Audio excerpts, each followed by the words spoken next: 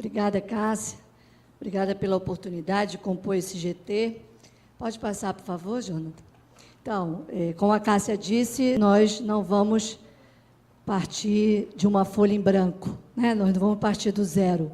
Muitas coisas e muitas mulheres e muitos homens já nos ajudaram a chegar até esse momento.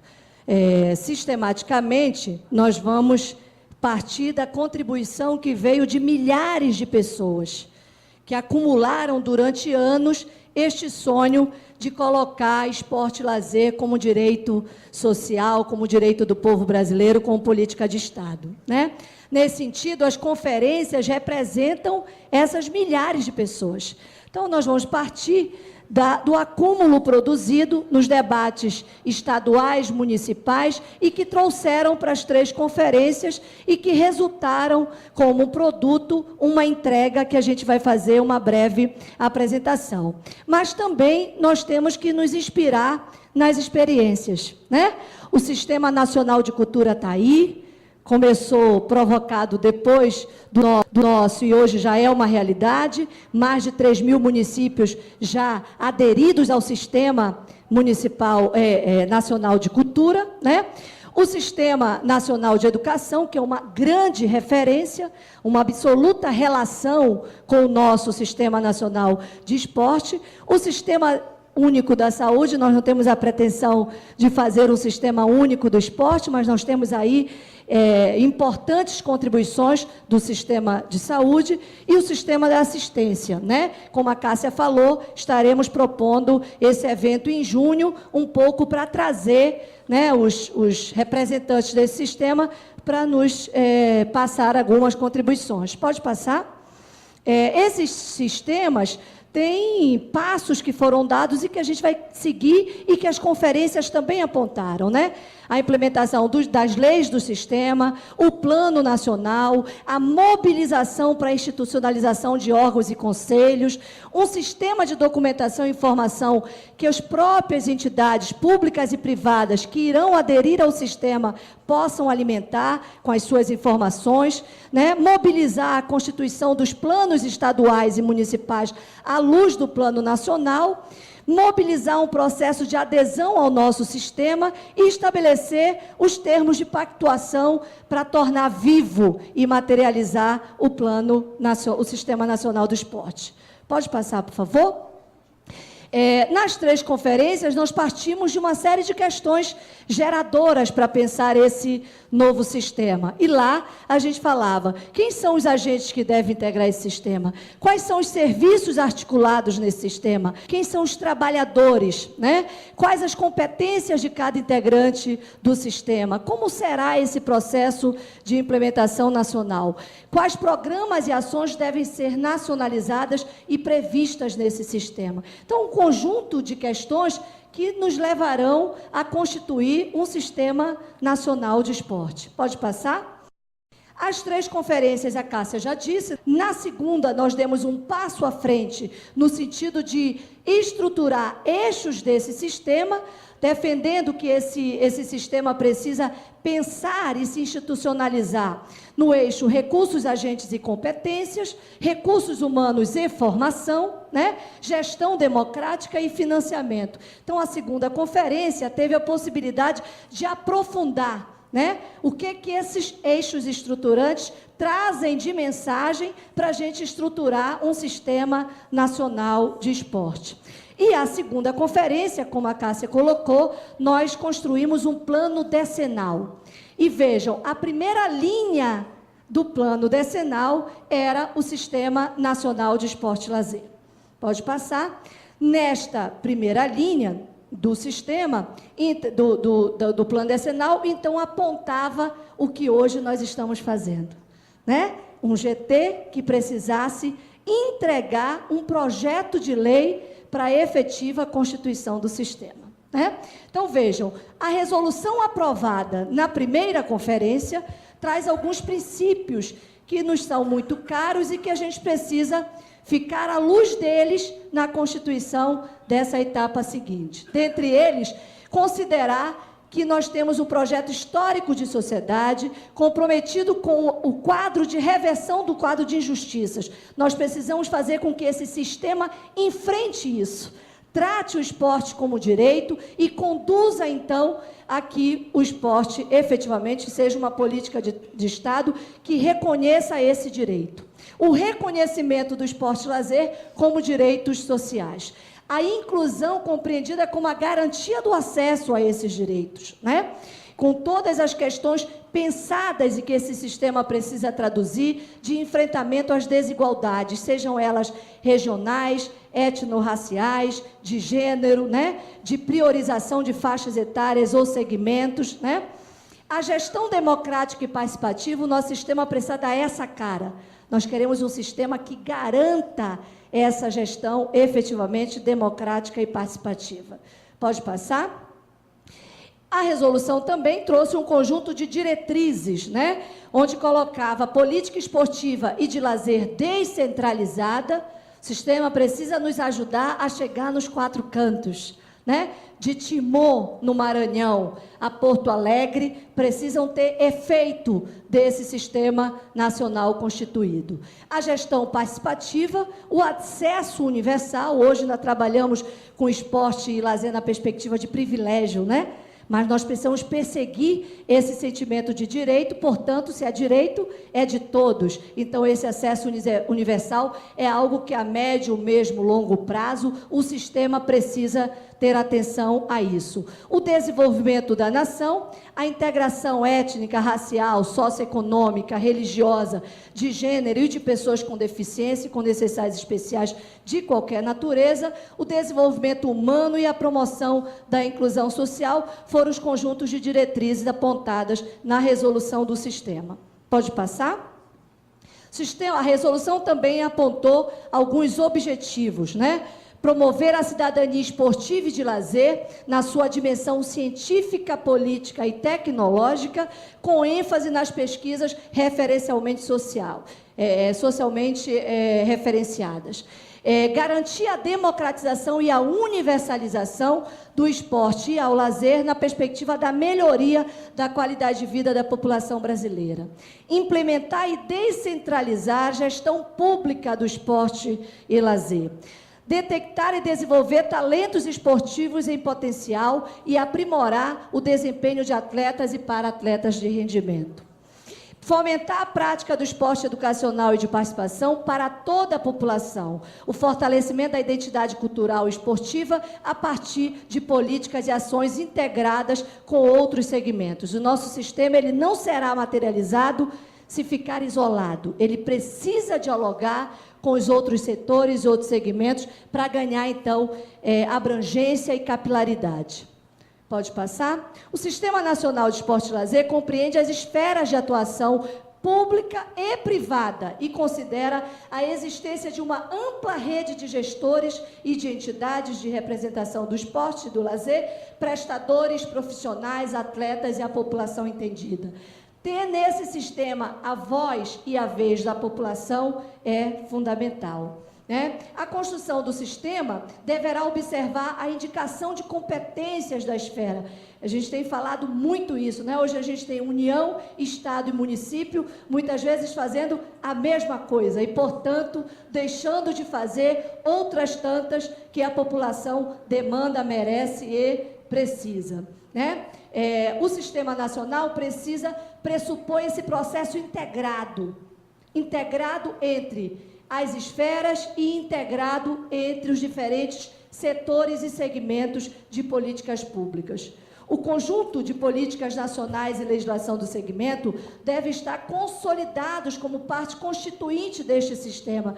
Portanto, a fala da professora Cássia da necessidade de olhar para a legislação, mas não ficar na expectativa de reformá-las, e sim construir novas peças legais que se façam necessárias para a consolidação desse sistema.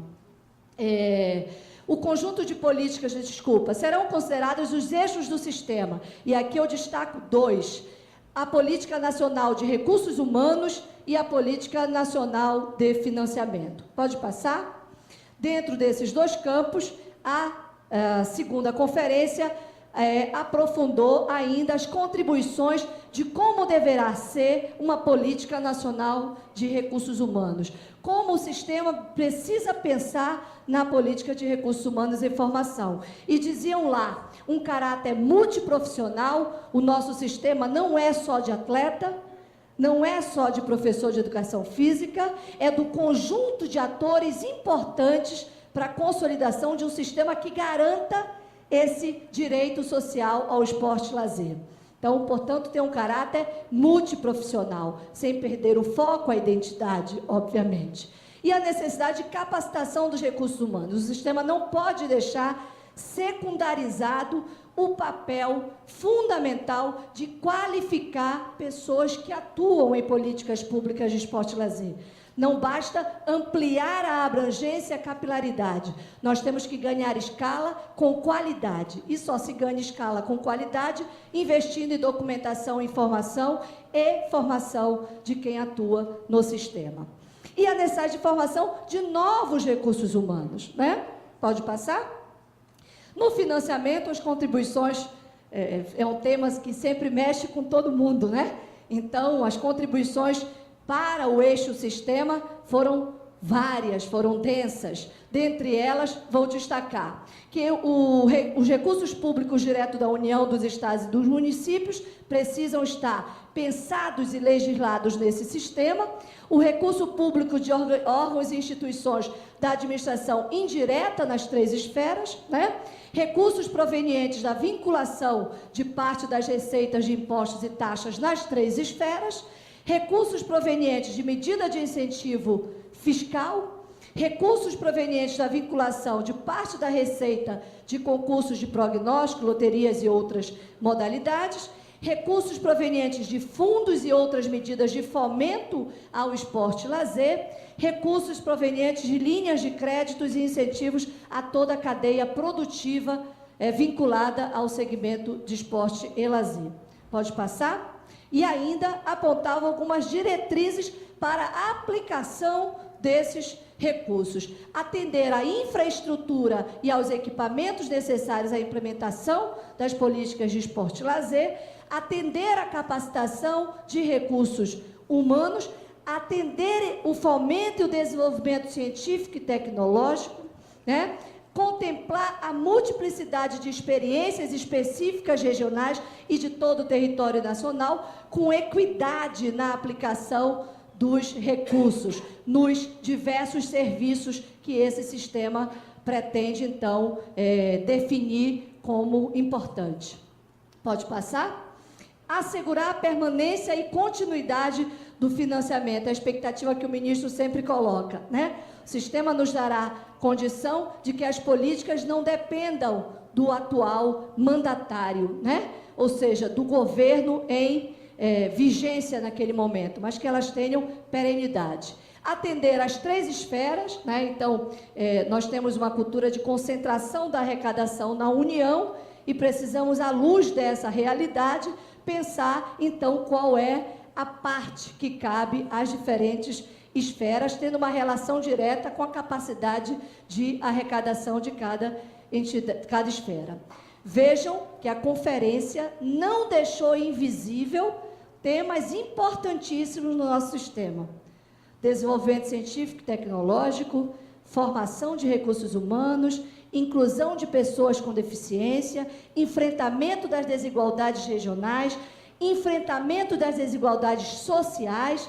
Então, as pessoas na conferência estavam atentas a isso. Então, esse grupo de trabalho tem que devolver um projeto de lei que também observe essa preocupação de mais de 300 mil pessoas só na última conferência. Acumulado, nós teríamos um volume maior, né? Vejam, por último, na terceira conferência, o plano decenal colocou Sistema Nacional de Esporte e Lazer como linha 1. E vejam as metas apresentadas pelas pessoas na linha Sistema Nacional de Esporte e Lazer. Estímulo à criação e consolidação de órgão gestor próprio, esporte e lazer, no Distrito Federal, nos estados e municípios.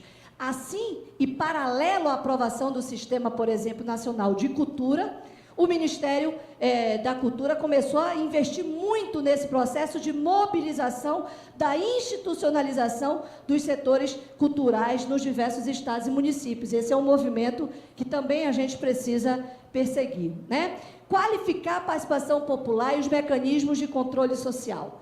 Nós não queremos um sistema nacional centralizador. Nós queremos um sistema nacional participativo e descentralizado. E, vejam, propor a lei que cria o sistema.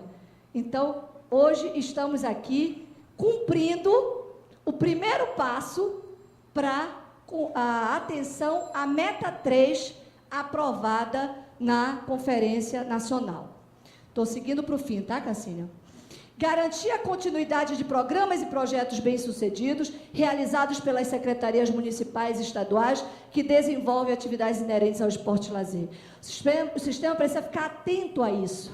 A questão da continuidade e perenidade passa também pela questão de tornar lei os programas implementados nas diversas esferas, né? Porque como não tem peça que normatize, legalize aqueles programas, muitas vezes eles ficam reduzidos ao mandato governamental. E lá, na criação do sistema, a gente tem que ter essa preocupação. A integração do setor privado é fundamental. Nós não estamos fazendo um sistema nacional de esporte com envolvimento apenas de esferas públicas. Então, nós temos que fazer esse diálogo com papéis bem definidos e competências bem definidas. Promoção da inclusão social pelo esporte e lazer, com ampliação da manutenção dos programas esportivos sociais, bem como desburocratizar o processo de formalização dos convênios e das parcerias.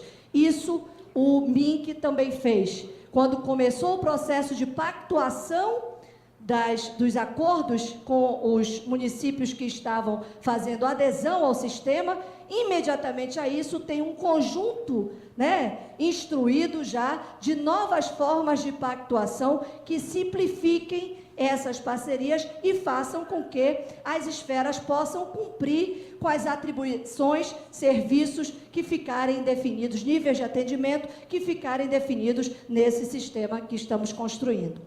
Pode passar? Mas, convido os senhores também, todos têm conhecimento disso, mas o plano decenal não falou apenas da linha 1. Eu apresentei os tópicos, as metas da linha 1, mas convido os senhores a visitar no documento que está no nosso Google Doc, também está no pendrive que vocês receberam, né?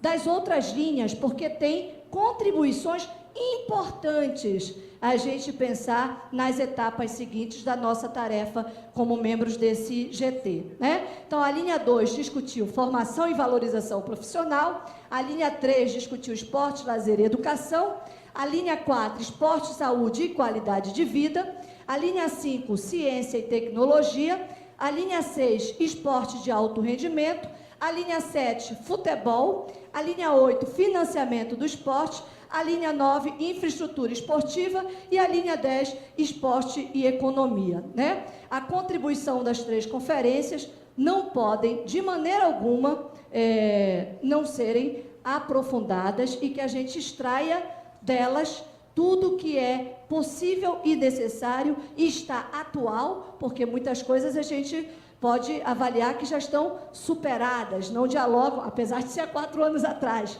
Vejam, mas o mundo é dinâmico, né? Então, algumas contribuições podem não ter mais diálogo com a atualidade, com o atual contexto da implementação dessas políticas. Mas nós precisamos beber nessas produções que, volto a dizer, representam as intencionalidades e anseios de mais de 300 mil pessoas que estão espalhadas no Brasil, vivendo, fazendo e demandando políticas públicas de esporte e lazer. Queria agradecer a oportunidade, professora Cássia. Eu encerrei, espero ter cumprido o meu tempo, para não pegar puxão de orelha. E chamo a senhora para a contribuição dos trabalhos.